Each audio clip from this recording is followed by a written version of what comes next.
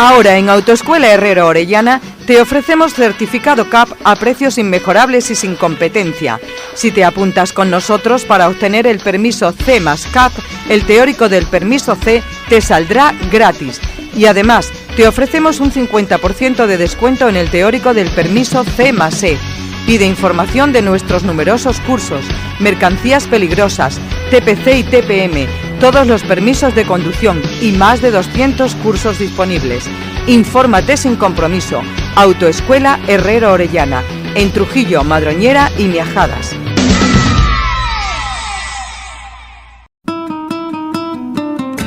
Hay muchos sitios, pero ninguno como el Hostal Mesón Hueso en Trujillo. Hostal Mesón Hueso le ofrece comidas para empresas, familiares o amigos a un buen precio con un selecto servicio. Hostal Hueso, la especialidad en carnes procedentes de una carnicería de prestigio, la Carnicería Hueso. Hostal Mesón Hueso además dispone de habitaciones con el mejor confort y cuenta con productos típicos extremeños. Hostal Mesón Hueso, en la calle Arquillo, teléfono 927 32 28 20 de Trujillo.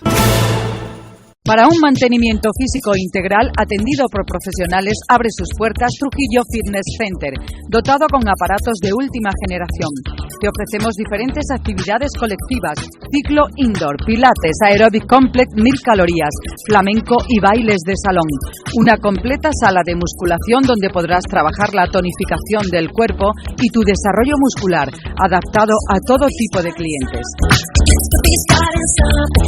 Trujillo Fitness Center te propone un amplio horario de 8 de la mañana a 11 de la noche ininterrumpidamente y los sábados de 9 de la mañana a 9 de la noche. Consulta nuestros precios. Tenemos desde bonos familiares a individuales con diferentes formas de pago. Trujillo Fitness Center en la plaza de Emilio Martínez 17 con amplios aparcamientos. Teléfono 927 32 06 78 Trujillo. Bien, pues vamos a viajar esta mañana hasta Zamora porque allí se encuentra un trujillano con el que vamos a tener el inmenso placer de hablar unos minutos. Se llama Antonio Cibantos, de sobra conocido por todos nosotros, y se nos descubrió un buen día como un escritor en varios estilos, ha publicado en varios estilos, se está especializando en novela negra últimamente. Y bueno, está teniendo mucho éxito con esas obras, esas novelas que saca a la calle. Antonio, buenos días. ¿Qué tal, Consuelo? Buenos días. ¿Cómo estamos? Un placer hablar contigo y con todo Trujillo. ¿Cómo no? Nosotros también, ese placer es mutuo, ya lo sabes. Bueno, pues yo decía eso, que un buen día, pues no sé, te da por empezar a escribir ya con hojas, con pastas, como decíamos antes, ¿no? Porque articulista sí que ha sido durante mucho tiempo. Sí, empecé a escribir ya hace 18 años, empecé a escribir en 1995. Sí, que parece que no, pero el tiempo pasa volando. No es mucho para un escritor, pero bueno, ahí estoy, ¿no? Y ya se han publicado 8 novelas, en fin, pues voy trabajando poco a poco y a ver si Dios me da salud, pues puedo escribir otras tantas. Bueno, haremos un breve recorrido, si te parece, de lo que llevas publicado hasta este momento y, cómo no, luego hablaremos de la novela que está ya en la calle y de esos proyectos que tienes entre manos, porque esto es un no parar, esa mente tuya. Lo que tú quieras, Consuelo, vamos a hablar de lo que tú quieras. Bien, pues en esos 18 años a mí me gustaría resaltar que Antonio Cibantos ha publicado obras en las que, o novelas, o no sé cómo tú lo quieras denominar, en las que ha tenido también a Trujillo muy presente. Hombre, claro, naturalmente un escritor siempre tiene presente su patria chica, ¿no? Y así como, puedo poner ejemplos como García Márquez o Faulkner, no es que quiera yo compararme con ellos, naturalmente. Ni falta que sí, te hace. La patria chica siempre es muy importante en cualquier escritor.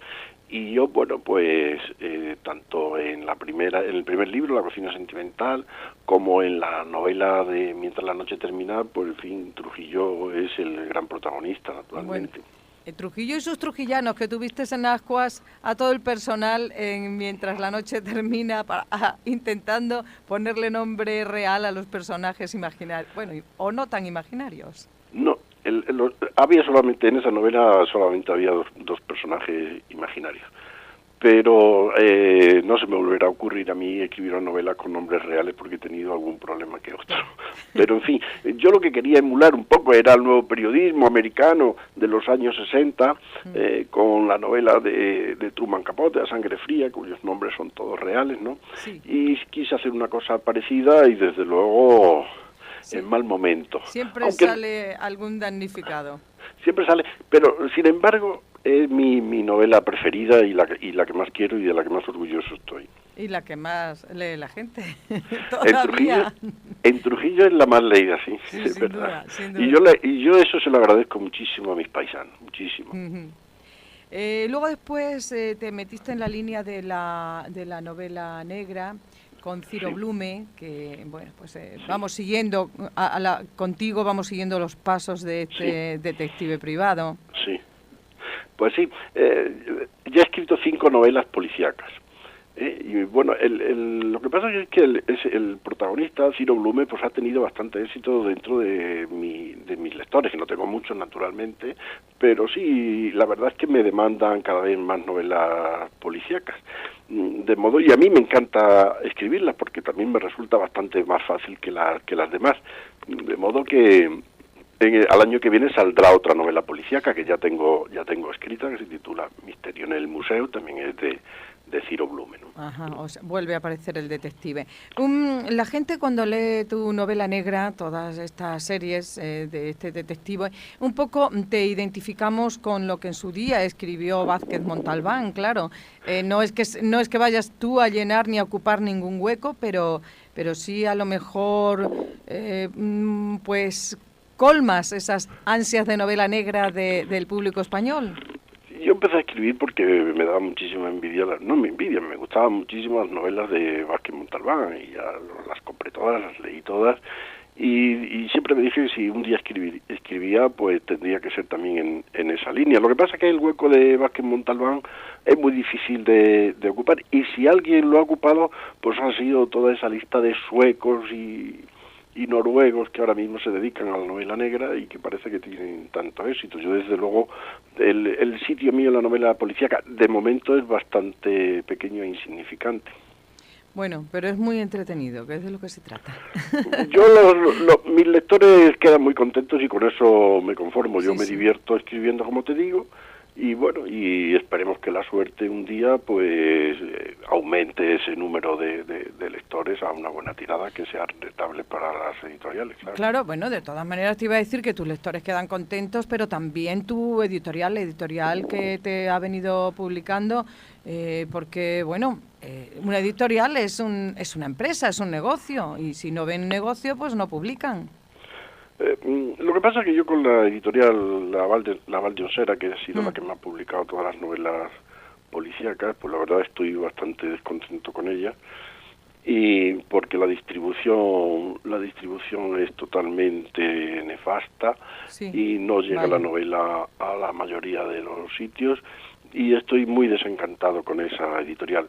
Sin embargo, hace buenas ediciones, los libros son buenos, están bien diseñados, el papel es bueno, la letra es grande y, en fin, en ese sentido estoy muy contento, pero claro, por muy bueno que sea el libro, si luego el libro no llega a las librerías, pues apaga y vámonos, ¿no te parece, Consuelo? Evidentemente, claro que sí. ¿Y ahora para esta obra nueva has cambiado de editorial? He cambiado de editorial, he tenido una suerte enorme, ¿verdad? Y bueno, pues además cuando mandé el manuscrito del Joe Hemingway a Laertes... ¿Qué es cómo se llama? Joe Hemingway. Joe Hemingway, exactamente, Confesiones desde el otro lado, ¿no?, que es el subtítulo. Bueno, pues la editorial me contestó en una semana, a la semana tenía el contrato encima de la mesa, al parecer les gustó muchísimo, y a los 2 meses y medio ya estaba fuera la novela, ¿no? Y de modo y está en las mejores librerías de España. Bueno, pues lo que pasa es que te voy a decir una cosa. Sí. Dime. Yo siempre he dicho que yo triunfaré como escritor no cuando me den el premio Planeta o el premio Nadal o el premio Nobel de Literatura o el Príncipe de Asturias o el Cervantes, sino cuando Marisol me ponga en el escaparate. Cachis. El día que Marisol me ponga en el escaparate diré, Antonio ha triunfado plenamente. Porque nadie es profeta en su tierra, ¿verdad? Nadie, absolutamente nadie. Y de que depende eso de que Marisol ponga tu libro en su escaparate, hombre. De ella, depende de ella, naturalmente. Lo pasa que, claro, solo hay una librería en Trujillo, lo que no dice mucho en favor de los trujillanos, de nosotros los trujillanos. Pero bueno, solo hay una librería, también hay que agradecerle a Marisol que esté bueno, hay algunos que algunas que no exactamente librería, pero sí que traen los libros que la gente les pide rápidamente. Ah, bien. Pues mira, yo que solo creía que solo había la librería solo estaba la librería. Bueno, en el escaparate solo pone librería en la suya, eso sí. Bueno, está cierto que pasa lo mismo en cualquier librería, están todas llenas de esos bestsellers y de novelas rosas, de unas editoriales extrañísimas, unos autores extrañísimos, que debe ser lo que la gente consume, le gusta leer ahora, ¿no? Porque, bueno, léase las 5 sombras de Grey, ¿no? Ah, sí, dime todos los 50, perdón. Todos los títulos que quieras.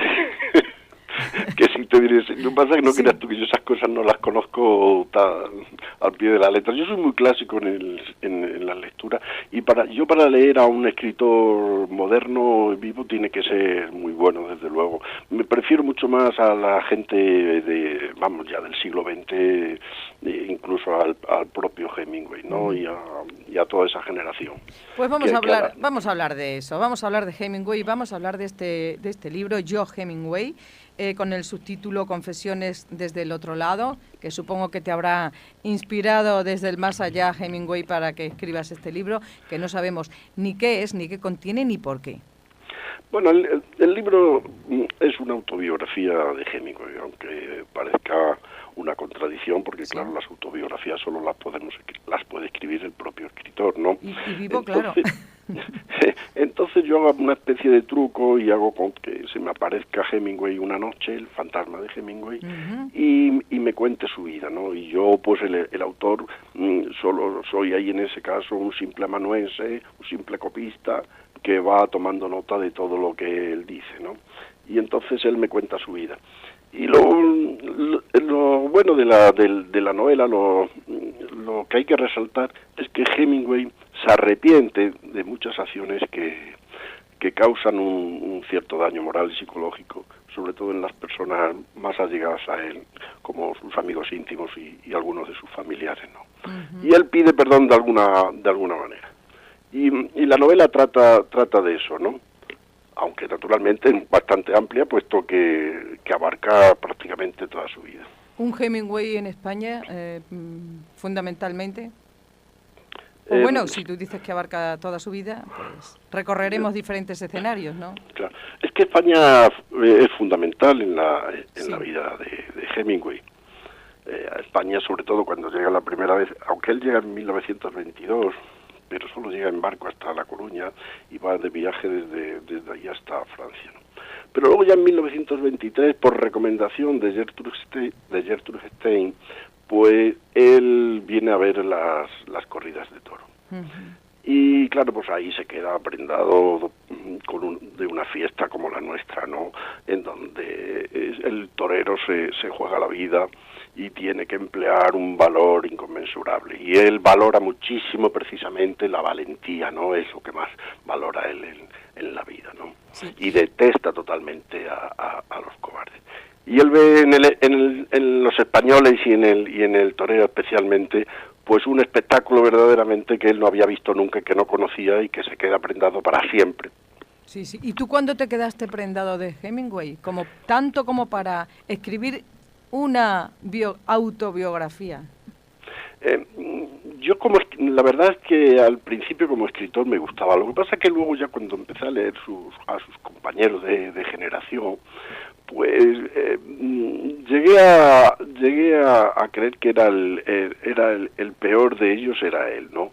A mí, y como Hemingway como escritor, me interesa bastante poco, pero sí me interesa como personaje de novela, porque la vida suya desde luego es de leyenda. Además, él se preocupó de que así fuera. Él construyó para sí mismo un personaje que a él le hubiera gustado que a él le hubiera gustado escribir precisamente esa autobiografía, y no sé, y no entiendo cómo no la escribió, porque él, las pocas novelas que escribió, me parece que escribió 12 novelas, no creas que escribió más, ¿no? Él se metía ahí como héroe, pero mintió tanto y metió tanta la ficción que queda como un poco desfigurada su personalidad. Sí. Hubiera sido muy interesante que él hubiera escrito su propia autobiografía, que no lo hizo. Por eso la he escrito yo. Sí, porque si él llega a tener una autobiografía, pues desde luego yo no me hubiera atrevido. ¿Nos descubres en este libro algún rasgo inédito de Hemingway? Inédito no, lo que pasa que es que yo, inédito no, porque yo claro, me he documentado en lo que está publicado. En la bibliografía publicada, sí. ¿No? Entonces yo no añado. Lo que sí añado verdaderamente son no falsedades, sino deducciones lógicas que yo llamo. Uh-huh. Porque hay anécdotas que no terminan, o que él cuando las ha contado pues las cuenta de una manera que no yo no me puedo creer. Entonces yo le doy la vuelta y le busco ahí un poco lo que pudo haber sido, ¿no? Como por ejemplo el desembarco de Normandía. Uh-huh. Porque él escribe que estuvo en el desembarco de Normandía, incluso manda un artículo fabuloso, que si uno lee el artículo del desembarco de Normandía de Hemingway, cree que si no llega a ser por él, pues los aliados no ganan la Segunda Guerra Mundial, ¿no? De modo que yo dándole vueltas, me doy cuenta de que 10 días antes Hemingway sufre un accidente de tráfico en Londres, le tiene que dar 70 puntos, las rodillas las tiene destrozadas y el alta no se lo dan. De modo que Hemingway no pudo estar nunca en el desembarco de Normandía. ¿Y has desenmascarado al héroe? No es que le haya desenmascarado, es que... Bueno, yo no le diría desenmascaramiento. Lo que pasa es que verdaderamente el problema de Hemingway con el desembarco de Normandía fue que su mujer, Martha Gellhorn, que era la tercera, sí que estuvo en el desembarco de Normandía en un barco hospital y sí que ayuda a los enfermos en la playa y a los heridos y a los muertos. Y a la vuelta ella se lo contó y ya está. No, es que ella es la que escribe verdaderamente, y además en la misma revista, en la revista Colliers, escribe un magnífico artículo basado en la veracidad de lo que fue y lo que vivió ella en el desembarco. Uh-huh. Es una historia, realmente es la historia un poco de la vida de Hemingway novelada.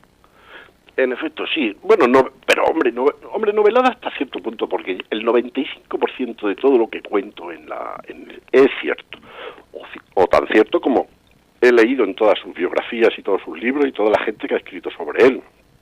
Sí. Y el 5%, ese añadido mío, son, como digo, deducciones lógicas. Uh-huh. Pero vamos, que es una obra para que el lector se prenda desde la primera página hasta la última. Según los que lo han leído, eso me han dicho, porque como tiene tantos datos el libro, ¿no? Porque claro, salen muchísimos personajes a lo largo de la vida, pues Hemingway conoce a muchísima gente, y bueno, pues salen pues casi todos, ¿no? Y claro, esos son personajes de novela, y los tengo que hacer personajes de novela, y tengo que hablar de ellos y tal. De modo que yo al principio pensé, yo a lo mejor estoy metiendo pues demasiada información. Sin embargo, todos los que lo han leído me han dicho que se lee como una novela normal y corriente, muy entretenida, y que no la pueden dejar de leer. Además, las anécdotas que cuento de Hemingway son muy divertidas, son en fin, algunas bastante procaces, ¿no? Sí. Ya me ha dicho mi suegra, Luisa, que es un poco verde, ¿no? Un poco verde. Porque es que él era así, ¿no? Sí. Ten en cuenta que Hemingway lo que tiene es una enfermedad, es un trastorno bipolar el que tiene. Y todos estos pacientes pues son muy promiscuos sexualmente. Vaya. Son grandes bebedores, tienen una energía enorme y claro... O sea que antes hablábamos de las sombras de Grey, aquí va a haber una no puedo hablar de las sombras de Grey porque no la he leído, ¿sabes? O sea que... Yo tampoco, ¿eh? Yo tampoco. No puedo hablar de ella, ¿no? Ni creo que la leeré tampoco. Los comentarios te han hecho desistir, ¿no? Sí, no, ya te digo, como te dije antes, es muy difícil que yo coja un libro, el libro ese de entre costuras y todo ese tipo de cosas que lee la gente, pues yo es muy difícil que lea, ¿no? Prefiero terminar de leer a Faulkner, por ejemplo, o a Fillera, que interesarme por esta literatura ahora moderna. Antonio, ¿crees que el apellido Hemingway te va a ayudar a vender más libros? Sí, desde luego. Porque sí, mira, a mí, aunque no me interesa como escritor Hemingway, pero es un fenómeno social. Él yo creo que es uno de los escritores que más venden, que más han vendido en la historia y que siguen vendiendo. Porque yo conozco a alguno de los descendientes, un nieto, y desde luego todos viven espléndidamente con los derechos de autor que va dejando el abuelo, ¿no? Uh-huh. De modo que Hemingway, yo la verdad le pregunté a un profesional, le digo que si la palabra Hemingway en el libro, en el título vendería, dice todo lo que lleve la palabra Hemingway se vende. Sí, era muy controvertido, claro. De modo que, por ejemplo, es que vendió millones de ejemplares, por ejemplo, de por quién doblan las campanas, libro sobre la Guerra Civil Española, ¿no? Uh-huh. Y ten en cuenta que Hemingway, cuando vino a España en la Guerra Civil, que todavía no es que fuera muy conocido, pero sí era conocido en América. En el mundo no era tan conocido, pero en América sí. Ya cobraba $1.000 por cada artículo que mandaba. Era un dinero entonces. Entonces imagínate que me parece el dólar en esa época a 60 pesetas. Vamos, no los pagan ni ahora, Antonio. Bueno, no, yo no jamás. Bueno, ya te diré un día lo que me pagan a mí en el periódico de Salamanca. Sí. Así que $1.000.